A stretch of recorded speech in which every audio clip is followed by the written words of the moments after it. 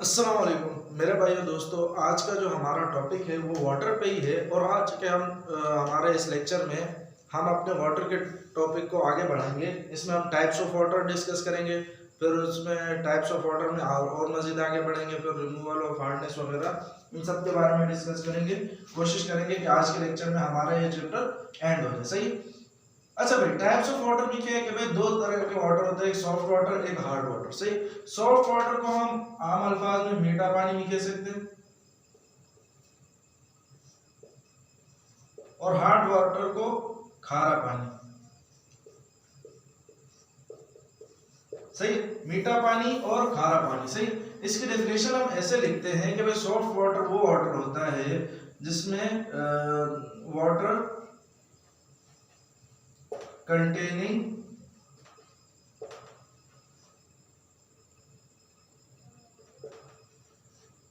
dissolved impurities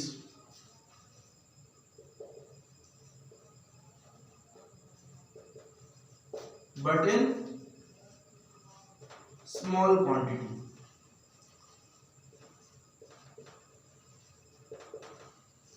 and can easily produce lather with soap. भाई देखो, soft water हमारे पास वो वाटर होता है जिसमें प्योरिटीज तो होती हैं लेकिन बहुत ही स्मॉल क्वांटिटी में, और उससे हमें कोई फर्क नहीं पड़ता। सही। Produce lather with soap is called soft water. सही। और ये ऐसा पानी है कि अगर इसके साथ सोप यानी साबुन मिलाया जाए तो ये हमारे पास लेदर प्रोड्यूस करता है, बहुत ही आसानी से लेदर प्रोड्यूस करता है। लेदर कहते हैं झाग को। सही। तो वो वाटर जिसमें डिसॉल्व्ड इंप्योरिटीज तो है लेकिन बहुत ही कम क्वांटिटी में है, और जो हमारे पास सॉप के साथ मिलने पे, साबुन के साथ मिलने पे झाग प्रोड्यूस करे, उस वाटर को हम कहते हैं सॉफ्ट वाटर। अब सॉफ्ट वाटर की हमारे पास ज्यादा डिटेल डिस्कशन नहीं है, इसलिए हम इसको ज्यादा नहीं छेड़ेंगे, हम छेड़ेंगे हार्ड वाटर। सही। इसके हमारे पास ज्यादा डिटेल डिस्कशन है क्योंकि इसका कॉज ऑफ हार्डनेस भी है, टाइप्स ऑफ हार्डनेस भी है। सही। फिर उसका रिमूवल ऑफ हार्डनेस में, तो सारा का सारा जो टॉपिक है वो हार्ड वाटर पे। सही है। तो इस पे ज्यादा फोकस करना है। इसकी डेफिनेशन याद कर लो, हो सकता है अगर डेफिनेशन आ जाए तो अलग बात है, वरना वो भी मेरे ख्याल से नहीं आएगी। अच्छा देखो, हार्ड वाटर होता क्या है कि water containing dissolved impurities, water containing dissolved impurities, ये ऐसा वाटर है जिसमें डिसॉल्व इंप्योरिटीज तो है लेकिन किसके हैं आपको इसमें मिलेंगे। एक तो dissolve impurities of hydrogen carbonates,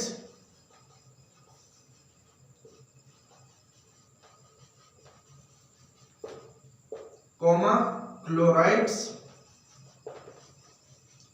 and sulfates of calcium and magnesium is called hard water। सही है। it produces, यहाँ पे मैं एक और जुमला लिखता हूँ फिर आपको मैं जरा इसकी डिटेल बताता हूँ। it produces curd with soap। देखो भाई, हार्ड वाटर क्या है जिसमें इंप्योरिटीज तो मौजूद है लेकिन इंप्योरिटीज के साथ बताया भी है कि भाई इंप्योरिटीज कौन सी है, हाइड्रोजन कार्बोनेट्स, क्लोराइड्स और सल्फेट्स। किसके? कैल्शियम या मैग्नीशियम के। हाइड्रोजन कार्बोनेट्स जिसको हम बाइकार्बोनेट्स भी कहते हैं, हाइड्रोजन कार्बोनेट्स और क्लोराइड्स और सल्फेट्स किसके साथ? कैल्शियम और मैग्नीशियम के साथ अगर पाए जाए वाटर में तो उस वाटर को हम कहते हैं हार्ड वाटर। सही है। और ये वाटर जो है हमारे पास कर्ड प्रोड्यूस करता है। कर्ड को अगर आप मीनिंग सर्च करोगे तो उसका आपके पास मीनिंग आएगा दही। अगर आप लोगों ने गौर किया हो कि भाई जब हम काले पानी से साबुन को मिलाते हैं तो हमारे पास एक दही नुमा शक्ल बन जाती है। एक जाग तो वो होती है जिसमें गुब्बारे गुब्बारे जैसे होते हैं, एक जाग वो होती है जिसमें दही जैसी होती है। सही। तो दही जैसी जाग को हम कहते हैं कर्ड, और वो गुब्बारे वाली जाग को हम कहते हैं लेदर। सही। अब जरा देखो इसका डिटेल इसका समझो, इसमें होता है क्या। हाइड्रोजन कार्बोनेट्स या तो कैल्शियम या मैग्नीशियम के साथ मिलेगा। क्लोराइड्स आपको कैल्शियम या मैग्नीशियम के साथ मिलेंगे, सल्फेट्स आपको कैल्शियम या मैग्नीशियम के साथ मिलेंगे। हाइड्रोजन कार्बोनेट कहते हैं HCO3 को, किसको कहते हैं HCO3। क्लोराइड्स कहते हैं Cl2 को, सल्फेट्स कहते हैं SO4। सही। तो आपको या तो कैल्शियम और मैग्नीशियम हाइड्रोजन कार्बोनेट्स के साथ मिलेंगे, कैल्शियम कार्बोनेट मैग्नीशियम कार्बोनेट। सही। और इस HCO3 के नीचे छोटा सा 2 लगा देना, ये भी बताता हूं क्यों लगाते हैं। या तो कैल्शियम और मैग्नीशियम क्लोराइड्स के साथ होंगे, या तो कैल्शियम और मैग्नीशियम सल्फेट्स के साथ होंगे, सल्फेट्स यानी SO4। सही। यहां पे मैं एक चीज इजाफी समझाना चाहूंगा ताकि आप लोगों को ये याद रहे कि भाई कैल्शियम जब HCO3 के साथ होता है तो HCO3 के नीचे 2 क्यों आया, हालांकि सल्फेट के नीचे नहीं आया और क्लोरीन के नीचे भी आया हमारे पास। सही। होता ये है, यहाँ पे हमारे पास एक समझने वाली चीज जो है वो ये है कि भाई कैल्शियम हमारे पास 2A ग्रुप का एलिमेंट होता है। कौन से ग्रुप का? 2A ग्रुप का, यानी इसमें हमारे पास 2+ चार्ज होता है। सही। अगर आप लोगों ने बॉन्डिंग वाला चैप्टर अगर आपको याद हो थोड़ा बहुत तो आपको और भी अच्छे से समझ आएगा, नहीं तो समझाने की कोशिश करो, इसको थोड़ा सा समझो। कैल्शियम पे हमारे पास होता है 2+ चार्ज, हाइड्रोजन कार्बोनेट पे हमारे पास होता है -1 चार्ज। ये अपनी वैलेंसी इंटरचेंज करते हैं, ये 1 इधर जाएगा, ये 2 इधर जाएगा। इसी वजह से HCO3 के नीचे 2 आ जाता है और कैल्शियम के नीचे 1, जो कि 1 हम शो नहीं करते। एक तो ये रीजन है। एक दूसरा जो स्पेसिफिक रीजन है वो ये है कि भाई कैल्शियम पे 2+ चार्ज है, HCO3 पे 1- चार्ज है। 1+ 1- को संभालेगा, तो ये दूसरे प्लस के लिए तो दूसरा माइनस है ही नहीं, तो दूसरे प्लस के लिए दूसरा माइनस लाने के लिए हमें एक और HCO3 लाना पड़ेगा। तो 2+ के लिए 2-। अब यहाँ पे कितने HCO3 हो गए? तो ये हमारे पास हो गए 2 HCO3, तभी हम HCO3 के नीचे छोटा सा 2 लगाते हैं। या तो इस तरीके से याद रखो या उस तरीके से याद रखो। सही। और मैग्नीशियम पे भी 2+ चार्ज होता है, इसीलिए यहाँ पे भी इसी तरीके से होता है।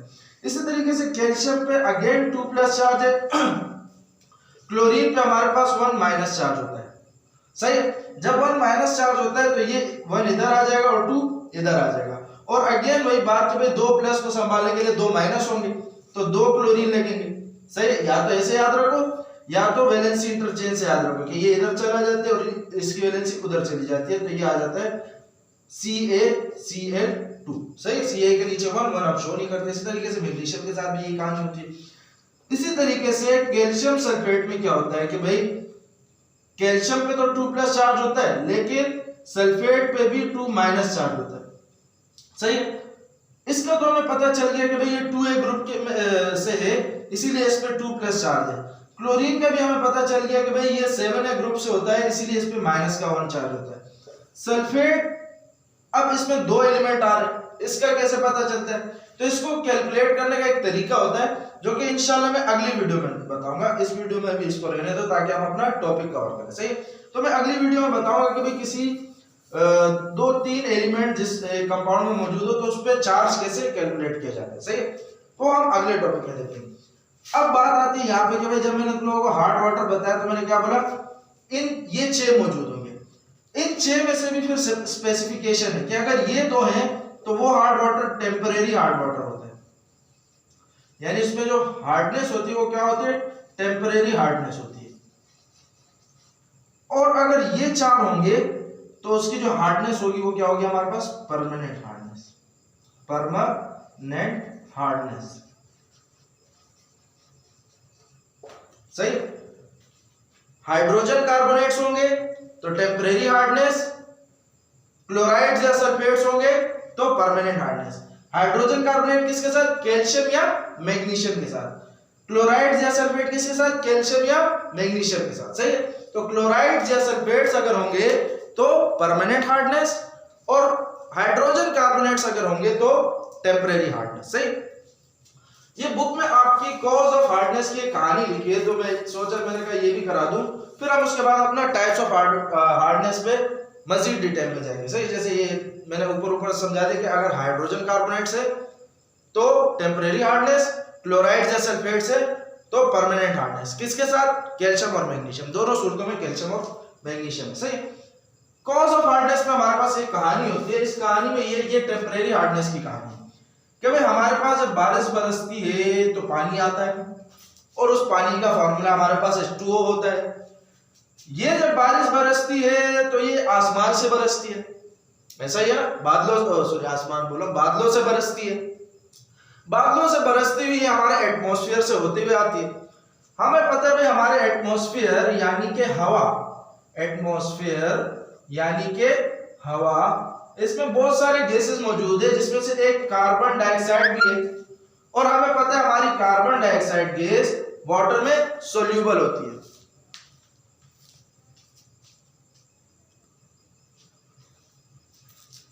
अच्छा, तो हमारी कार्बन डाइऑक्साइड गैस क्या होती है? पानी में सोल्यूबल होती है। ये हमने हाइड्रोजन के पोर्शन वाले में देखा था, हाइड्रोजन के पोर्शन में देखा था कि कार्बन डाइऑक्साइड गैस पानी में सोल्यूबल होती है।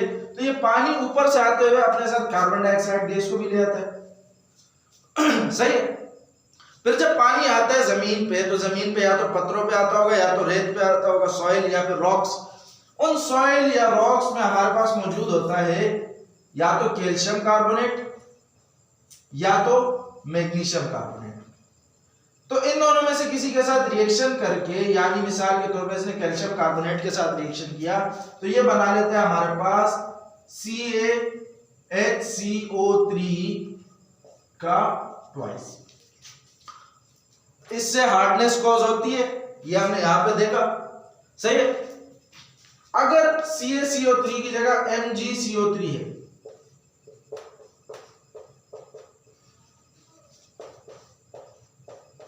तो ये बन जाता है हमारे पास MgHCO3। एक ये इंप्योरिटी, एक ये इंप्योरिटी। सही है। हमारे पास ये जो दो कंपाउंड्स फॉर्म हुए हैं ये दोनों ही पानी में सोल्यूबल होते हैं। पानी में जब सोल्यूबल होते हैं तो पानी में ये इंप्योरिटी की शक्ल में होते हैं।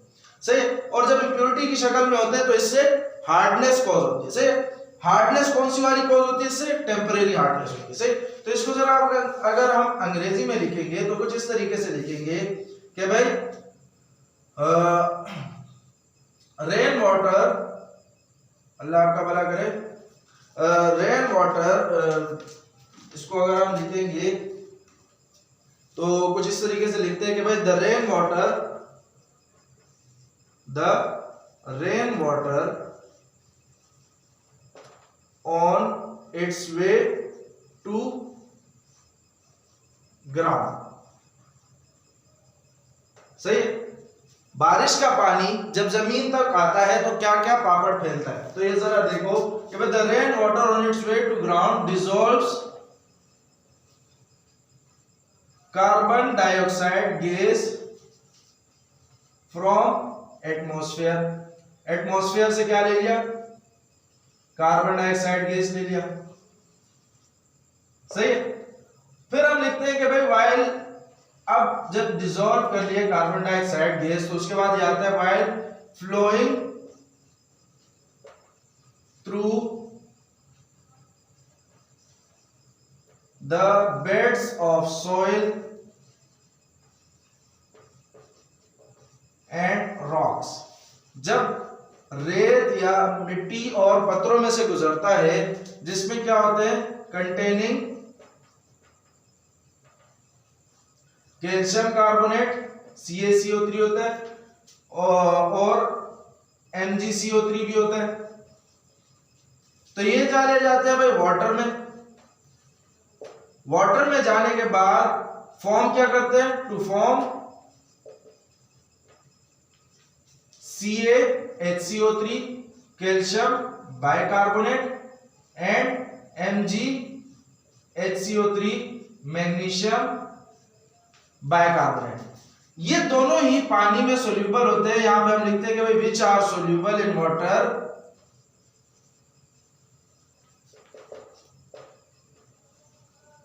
एंड कॉजेस भाई क्या कॉज करता है?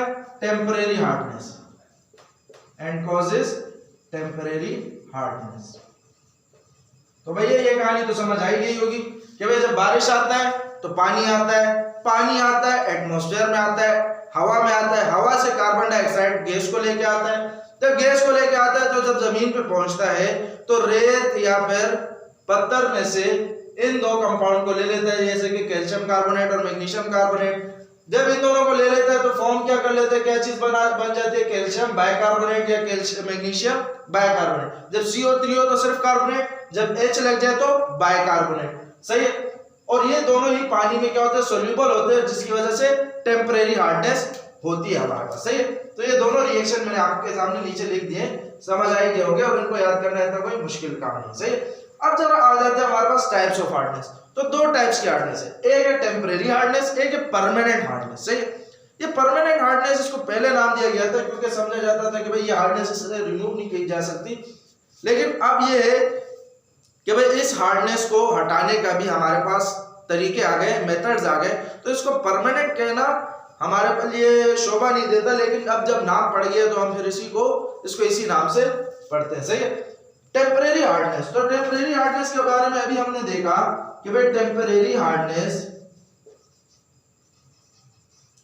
किसकी वजह से होती है, is due to presence of, किसकी वजह से, इन दो कंपाउंड्स की वजह से। तो ये यहां पे लिख दो, is due to presence of calcium bicarbonate and magnesium bicarbonate,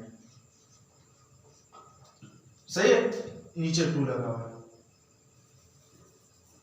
calcium bicarbonate and magnesium bicarbonate, सही है। इसके बारे में हम ये लिखते हैं कि भाई जब ये पानी में होता है तो ये आयनाइज कैसे होता है, it ionise in water is, जैसे हमने नमक का देखा है, नमक पानी में कैसे आयनाइज होती है, आयनाइज यानी आयंस में कैसे चेंज होता है, Na+ में हो जाता है और Cl- में हो जाता है। इसी तरीके से हमारे पास ये भी आयनाइज होता है, कैल्शियम बाइकार्बोनेट और मैग्नीशियम बाइकार्बोनेट, सही। आयनाइज का रिएक्शन लिखना कोई इतना मुश्किल काम नहीं है अगर आपको चार्जेस याद हो कि भाई किस पे क्या चार्ज होता है हमारे पास, सही। और ये जो आयनाइजेशन का प्रोसेस होता है ये एक रिवर्सिबल प्रोसेस होता है कि भाई वापस भी ये चीज बन सकती है। ये जो 2 एरो लगाते हैं ना कि भाई ये रिएक्शन आगे भी तो जा सकता है लेकिन पीछे भी आ सकता है। आयनाइज कैसे होता है कि भाई कैल्शियम में टूट जाता है और HCO3 में टूट जाता है।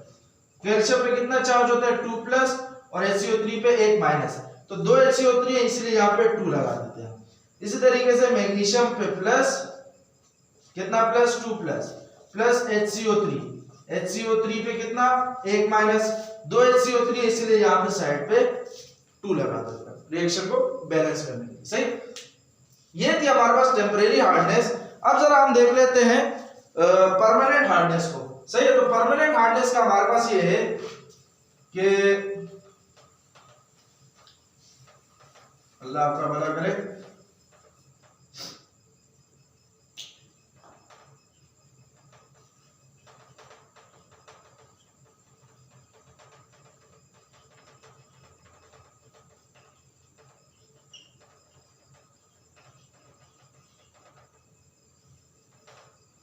अच्छा। तो परमानेंट हार्डनेस जैसे टेम्परेरी हार्डनेस किसकी वजह से होती है, कैल्शियम बाइकार्बोनेट या मैग्नीशियम बाइकार्बोनेट। इसी तरीके से permanent hardness is due to, permanent hardness अभी मैंने आपको बताया क्लोराइड्स या सल्फेट्स, किसके, कैल्शियम और मैग्नीशियम के। तो परमानेंट हार्डनेस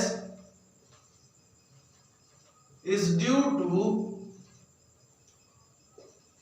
प्रेजेंस ऑफ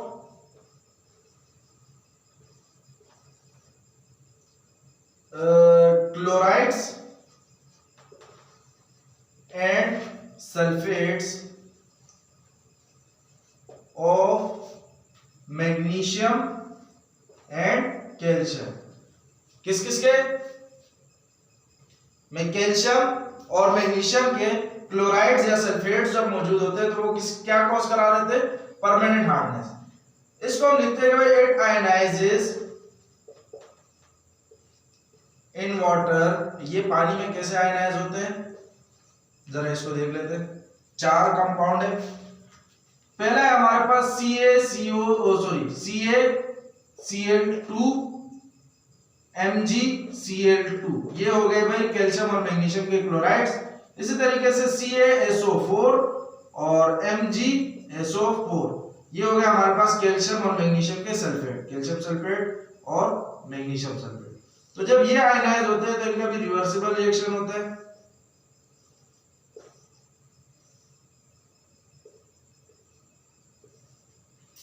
ये कैसे आयनाइज होता है भाई? कैल्शियम पे हमारे पास 2+ चार्ज आता है और क्लोरीन पे हमारे पास एक माइनस चार्ज आता है।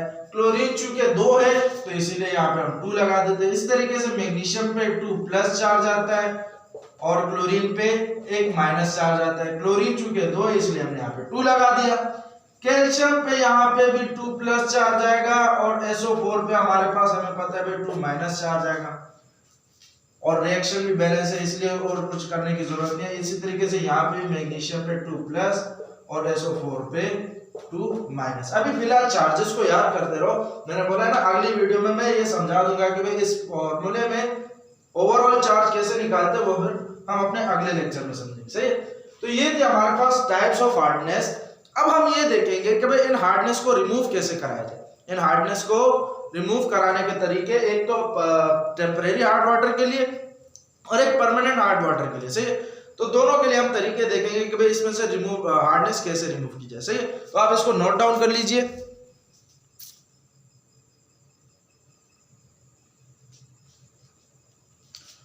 अच्छा भाई, तो अब जो हम देखने वाले हैं वो है भाई मेथड्स टू रिमूव हार्डनेस। सही कि हार्डनेस को कैसे रिमूव किया जाए। पहले तो हम टेम्परेरी हार्डनेस के लिए देखेंगे, फिर हम परमानेंट हार्डनेस के लिए देखेंगे। सही।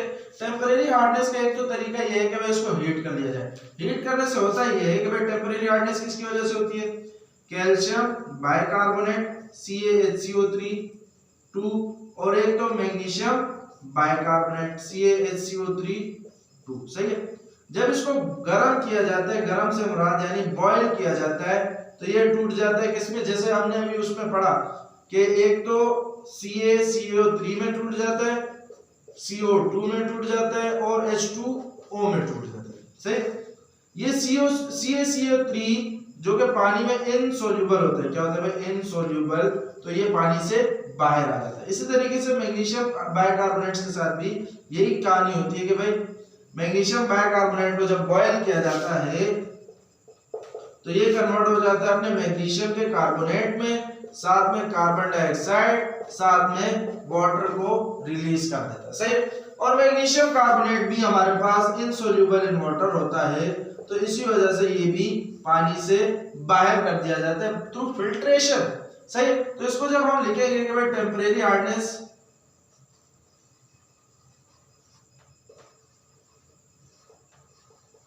can be removed by temporary hardness को कैसे रिमूव किया जा सकता है? Boiling, in which calcium bicarbonate and magnesium bicarbonate are converted to calcium carbonate and magnesium carbonate, और ये दोनों हमारे पास पानी में इनसोल्यूबल होते हैं, तो यहां हम लिख देंगे which are insoluble in water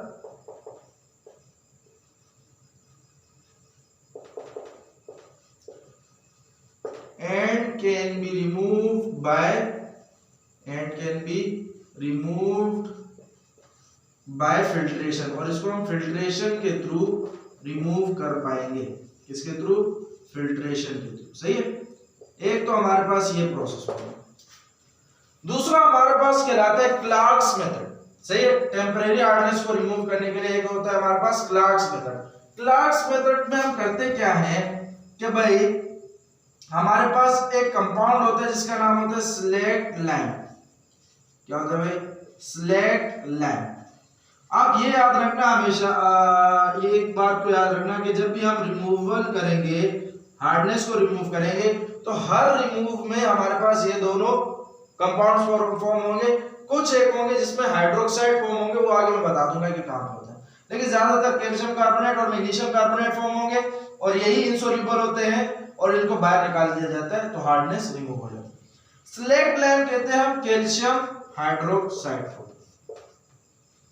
slaked lime कहते हैं हम कैल्शियम हाइड्रोक्साइड को। इसमें हम टेम्परेरी हार्ड वाटर को ट्रीट कराते हैं, रिएक्ट करवाते हैं कैल्शियम हाइड्रोक्साइड के साथ यानी स्लैक्ड लाइम के साथ, और हम अपने हार्डनेस को रिमूव कर लेते हैं। जैसे कि मिसाल के तौर पे हमारे पास है CaHCO3, अगर ये इम्प्योरिटी है तो इसको रिएक्ट करवा लिया CaOH2 के साथ, तो देखो होता क्या है, पहले तो कैल्शियम हमारा कार्बोनेट्स के साथ निकल जाएगा। चूंकि 2 कैल्शियम है इसलिए मुझे यहाँ 2 लगाना पड़ रहा है और कार्बोनेट्स भी 2 हैं, तो लिहाजा ये कंपाउंड तो बैलेंस है। देखो कार्बोनेट भी 2 हैं और कैल्शियम भी 2 है, तो इसलिए मैंने यहाँ पे 2 लगा दिया। प्लस साथ में हमारे पास वाटर फॉर्म हो रहा होता है।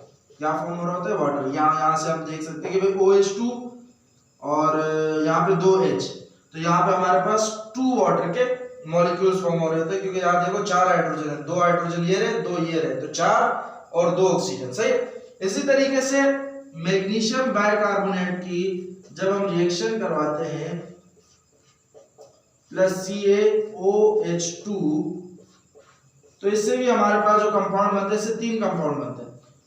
एक तो कैल्शियम का कार्बोनेट, एक तो मैग्नीशियम का कार्बोनेट, और दूसरा हमारे पास 2H2O यानी 2 वाटर के मॉलिक्यूल। देखो मैग्नीशियम का कार्बोनेट बनेगा, 2 कार्बोनेट, एक मैग्नीशियम का बन जाएगा और एक कैल्शियम का बन जाएगा, और साथ में पानी निकलेगा, और कैल्शियम कार्बोनेट और मैग्नीशियम कार्बोनेट दोनों ही पानी में इनसोल्यूबल होते हैं, तो इसीलिए इनको पानी से बाहर निकाल दिया जाता है। सही। और ये जो क्लार्क्स मेथड है ना, इसको इंडस्ट्रीज में इस्तेमाल किया जाता है। सही। किस में इस्तेमाल किया जाता है? इंडस्ट्रीज में, लार्ज स्केल पे इस्तेमाल किया जाता है। तो यहाँ पे हम लिखेंगे कि भाई ऑन लार्ज स्केल में यानी बड़े अमाउंट में, on large scale temporary hardness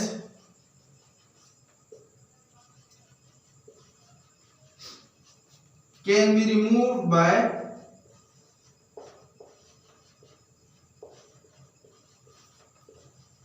Clark's method.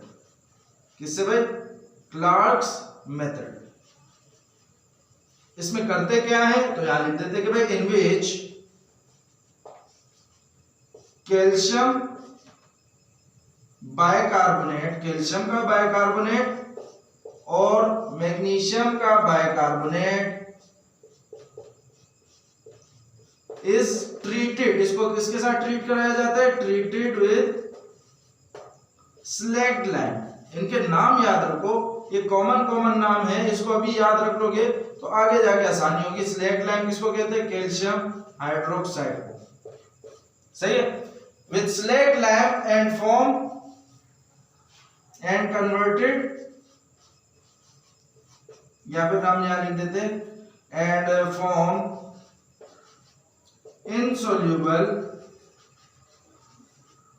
Calcium के कार्बोनेट्स एंड मैग्नीशियम के कार्बोनेट्स। सही है।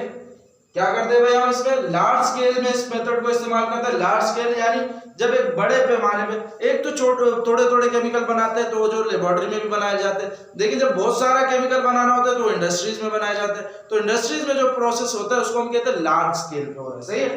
तो इसी तरीके से लार्ज स्केल पे जो टेम्परेरी हार्डनेस रिमूव की जाती है वो क्लार्क्स मेथड के थ्रू रिमूव की जाती है। इसमें किया क्या जाता है भाई? स्लैक्ड लाइम के साथ इसको ट्रीट किया जाता है, जिसकी वजह से लिखा है on large scale temporary hardness can be removed by Clark's method in which CaHCO3 and MgHCO3 is treated with slaked lime and form insoluble CaCO3 and MgCO3 insoluble होते, तो इनको बाहर कर दिया जाता है। इनको नोट डाउन कर लो ताकि फिर हम आगे वाले करें। अच्छा भाई, परमानेंट हार्डनेस के लिए हमारे पास 3 प्रोसेस है, 2 मैंने यहाँ लिखे हुए हैं, तीसरा हम आगे करते हैं।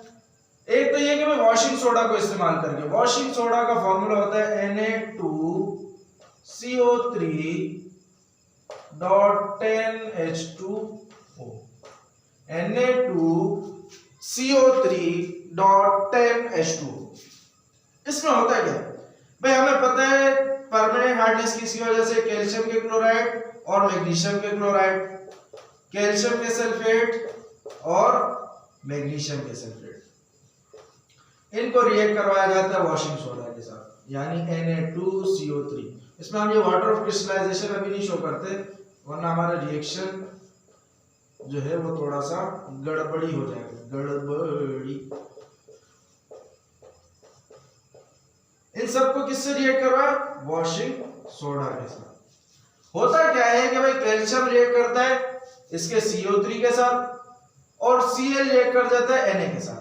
तो कैल्शियम जब रिएक्ट करते हैं CO3 के साथ तो हमारे पास CO3 पे भी 2- चार्ज होता है, कैल्शियम पे भी 2+ चार्ज होता है, तो ये वैलेंसी इंटरचेंज 2 से 2 कट जाएगा, तो इसीलिए नीचे कोई भी साइन कोई भी नंबर नहीं आता। और बाकी बचा हमारे पास NaCl, तो जब Na और Cl मिलता है तो इस पे +1 का चार्ज होता है, इस पे -1 का चार्ज होता है, तो 1 इधर, सही है। तो हमारे पास नीचे कोई नंबर नहीं आएगा क्योंकि 1 हम नीचे शो करते नहीं है। और बाकी बैलेंस करने के लिए हम यहाँ पे 2 लगा देंगे क्योंकि 2 NaCl, सही है। तो ये तो इनसोल्यूबल होता है जो कि बाहर आ जाता है और साथ में हमारे पास सॉल्ट पैदा हो जाता है उस पानी में, और ये सॉल्ट जो होता है ये सोल्यूबल होता है, सही है। अच्छा, अल्लाह आपका भला करे, ये जो चीज होती है ना ये प्रेसिपिटेट आउट हो जाती है, प्रेसिपिटेट आउट यानी पाउडर की फॉर्म में बाहर निकल आती है। इसी तरीके से MgCl2 का इसके साथ रिएक्शन देखेंगे तो Mg कार्बोनेट के पास जाएगा, तो बचेगा Mg कार्बोनेट यानी मैग्नीशियम कार्बोनेट, और NaCl के पास जाएगा तो बचेगा 2NaCl। इसी तरीके से यहाँ पे देखेंगे तो Ca जाएगा CO3 के पास, तो ये बचेगा कैल्शियम कार्बोनेट, प्लस Na जाएगा SO4 के पास, तो ये बचेगा NaSO4।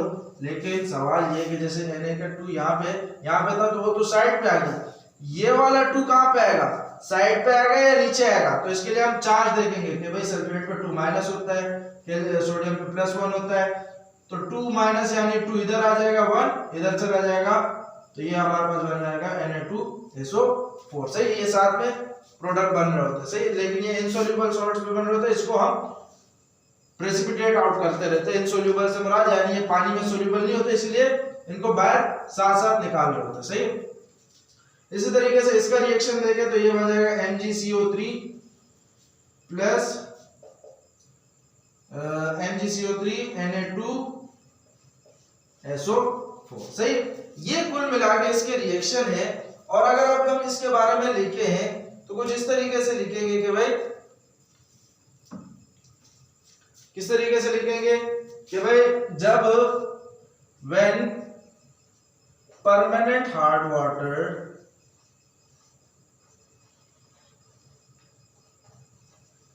is treated with washing soda,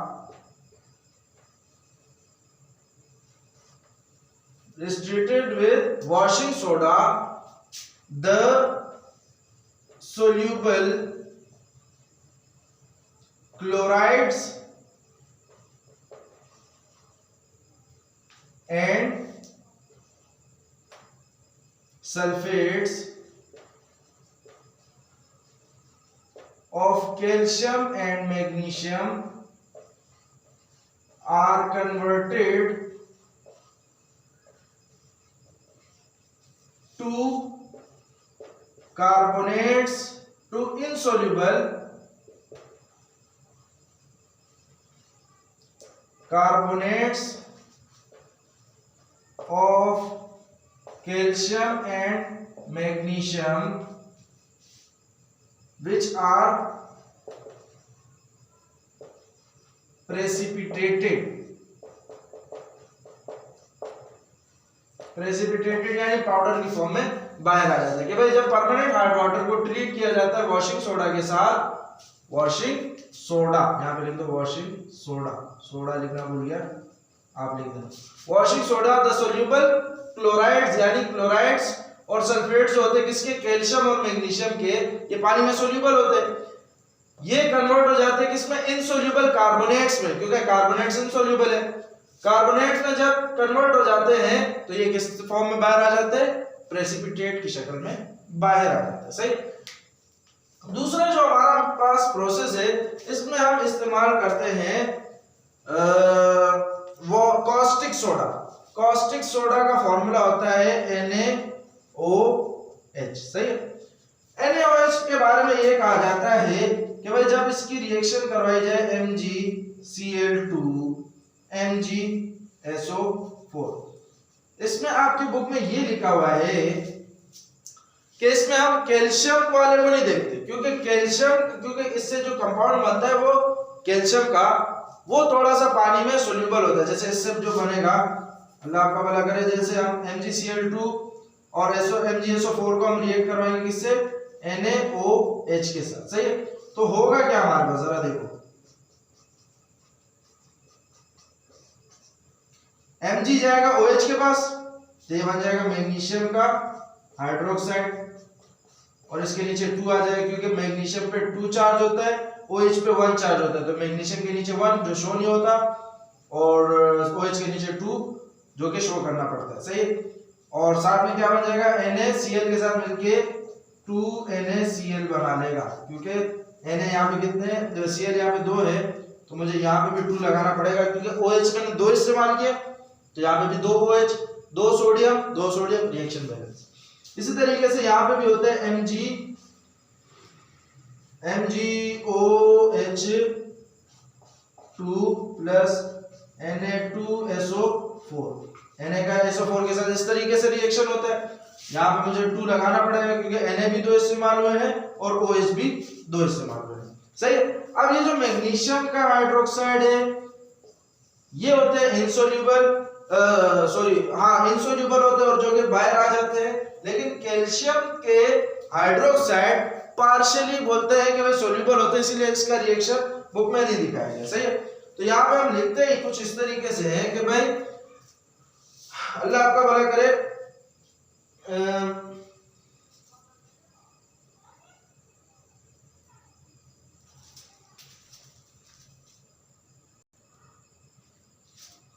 अच्छा, तो भाई इसके बारे में हम कुछ इस तरीके से लिखते हैं कि भाई जब NaOH को ट्रीट कराया जाता है हार्ड वाटर के साथ, तो इनसोल्यूबल हाइड्रोक्साइड जो कि Mg के होते हैं, जैसे कि MgOH2, इसको हाइड्रोक्साइड ऑफ Mg कहा जाता है, ये प्रेसिपिटेट आउट हो जाते हैं, जबकि कैल्शियम के हाइड्रोक्साइड पार्शियली सोल्यूबल होते हैं वाटर में। अब हम अपने आते हैं तीसरे मेथड पे, और उसके बाद हम अपना हेवी वाटर को डिस्कस करेंगे। अच्छा भाई, तो आखिरी जो मेथड देखने वाले हैं हम, वो है बाय यूजिंग जियोलाइट और परम्यूटेट। सही है। जिसके थ्रू हम परमानेंट हार्डनेस को रिमूव कराते हैं।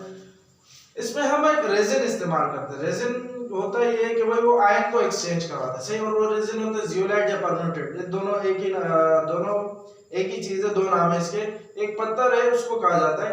अब यहाँ पे हम इस्तेमाल करते हैं सोडियम जियोलाइट। अब जियोलाइट का फॉर्मूला नहीं लिखते क्योंकि वो फॉर्मूला थोड़ा बड़ा है, उसको याद करना जो है ना थोड़ा कॉम्प्लिकेटेड हो जाता है, फिर हमारा रिएक्शन भी थोड़े से मुश्किल हो जाएंगे। इसी वजह से डायरेक्ट हम सोडियम जियोलाइट लिखते हैं।